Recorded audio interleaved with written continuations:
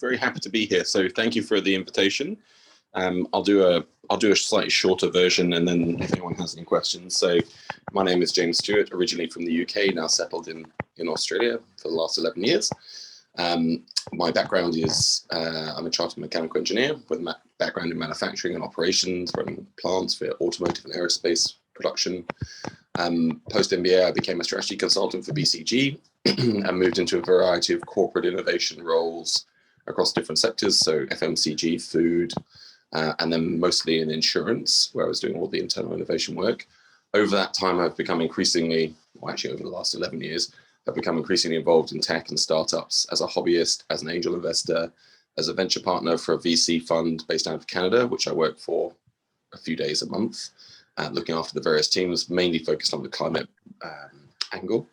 I'm also an angel investor through the Antler Australia Network and the Moonshot Space Tech Fund, as well as directly into a few teams. But it's more about advising and helping than the cash. My day job, which is probably of relevance to the folks on this call and might ask, as of the last few weeks, is I am now the COO of a carbon removal company. We generate carbon removal credits and we develop biomass to biochar projects, which means in essence that we take wastes from things like coconut plantations, almond processes, so all the shells and husks, the things we can't eat. We'll take basically any plant that sucks CO2 out of the air, and we will heat that at 500 centigrade in low oxygen to generate a biochar. And that biochar can either be reapplied to the fields to boost productivity and sequester the carbon, or it can be buried, or it can be used for something, as long as it's not burnt. We are developing Australia, and we think the world's biggest biochar project down on Kangaroo Island. That's in the press. And that's basically some dead forestry assets. All the trees were burnt. They were non-Indigenous gum trees, and we're not necessarily terribly sad that they're not there anymore, but they won't do much for the ecosystem, but we're turning them into biochar.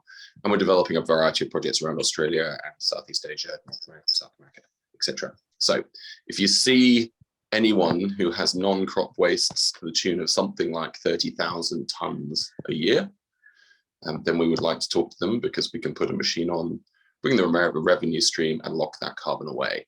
And frankly, my view on the climate topic is that we have the technology we need, and that what we need is business models, marketing, strategy, and execution.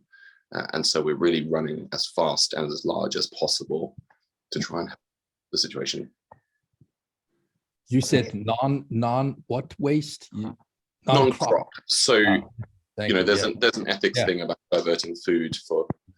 I understand now. But that in actual fact, we're finding that, frankly, the Aussie food processors, by which I mean things like the almond industry, the wheat industry, the rice industry, coffee, it's all over the place. And to them, it's usually a waste disposal cost. And instead, we basically turn it into a carbon removal revenue stream. And doing so is, from a technological point of view, relatively straightforward these days. From a markets regulation and auditing point of view, incredibly complex. And so really the entity I've joined is a joint venture between three very experienced boutique consultancies who do that work. And so we're basically applying it as large and as wide as possible. What's the name of the group? I mean, it's www.biocare, BIOCARE, projects.com. You could put it on the chat. Sure. Tick it in. Yeah, good for you. Thank you for doing this kind of work. It's great. I just have a question to you, because I live in a sugarcane area. Do you work with sugarcane mulch people in the whole area? We would absolutely love to. The experience, where are you, David? Which state? Tweedheads. Tweedheads. So the sugarcane industry, because it's so, I was just up in Mackay to scout the sugarcane industry this week. So the sugarcane industry are relatively sophisticated at using biomass for heat in their processes to avoid the electricity costs. But then it's still worth talking to them, because as the operations go up and down, their demand goes up and down, the electricity price goes up and down, etc. Things change over time. They have massive amounts of biomass, enormous. Right. In some cases, they're very sophisticated. They're probably high on the sophistication spectrum compared to some of the other businesses we've been talking to. but that makes them good to work with because we can adjust their combined heat and generation plants to generate some biochar for them if it makes sense to. If they're not doing anything with it, if they are either composting it, which of course creates methane, or if they're removing it and dumping it onto the fields, which creates methane and CO2, then it's better for us to put a biochar plant on there. They can still reuse the char. Historically, the sector's been around, just for those who are interested, my understanding is it's been around really since the 60s and 70s.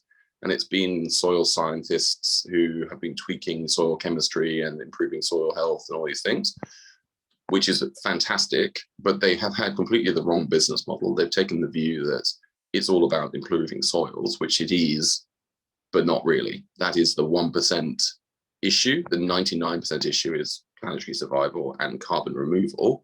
And so we're coming in with a completely different attitude. We basically give the biochar back to the farmers if they would like it as a disposal stream, responsible disposal stream. But our thing is absolutely about carbon removal as fast as possible. So the sort of get out of bed number is anything over 10,000 tons, but we're sort of saying 30,000 because then we can get really big efficient machines from China and India, which are quite cheap. They're just big ovens. There's no environmental issues really. We just have to comply with the flue gases, make sure they're nice and clean, which they are. And this technology has been around for, well, millennia actually, in the form of making charcoal. But tweaking it, making it work well, tricky. Working with the new regimes to apply the credits into the carbon markets, incredibly complicated and nuanced. And so I'd compare it to rooftop solar 20 years ago, 10 years ago. You needed expertise, you needed friends in the industry, you needed a background in the sector, all this kind of stuff. And we're removing that and making it nice turnkey for people.